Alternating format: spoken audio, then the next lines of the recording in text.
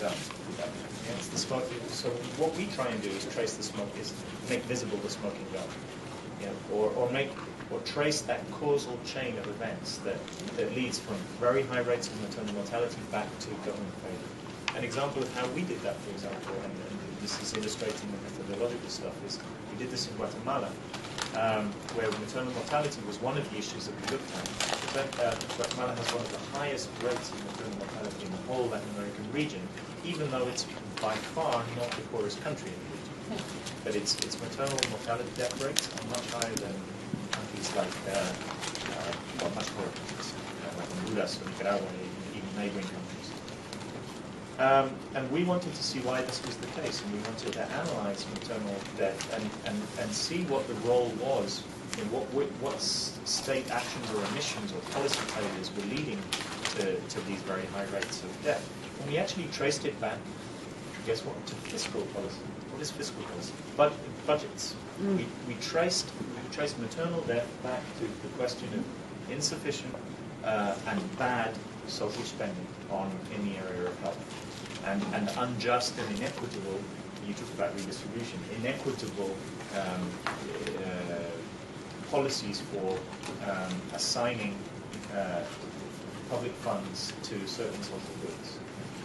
I want to ask you. Yeah, I have to wind up. So I can maybe as we talk, I'll give the headings that we're developing new methodological approaches to deal with some of these issues that I mentioned, including using more quantitative methods and more social science methods. That's the key issue I wanted to bring home here. That it's where law is inadequate to us. So we need to draw on other paradigms. So we're becoming more interdisciplinary.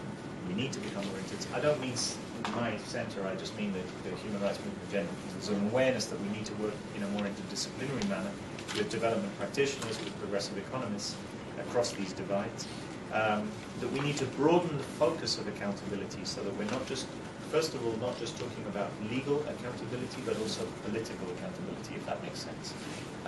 Accountability for the culprits behind the economic crisis is probably not going to happen solely through legal measures, but will have to happen through political processes or policy processes. I can explain a bit more.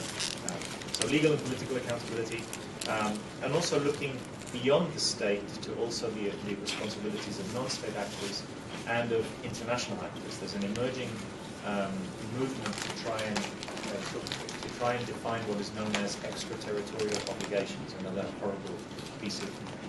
horrible term that has that I think is the human rights challenge of the 21st century.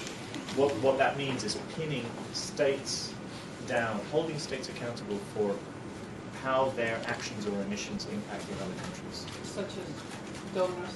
Such as donors, for example, yeah, or how certain bilateral trade agreements may infringe on human rights in the country in which the agreement is signed. Currently, human rights obligations are seen as only applying to the state and not only apply to the people under your jurisdiction, not to those in other countries. We believe that in an era of globalization, we need to globalize human rights responsibility because impacts are globalized. So we're trying to make new links across certain issues and struggles and create different dynamics, partnerships and collaboration, of which this strange map is an example.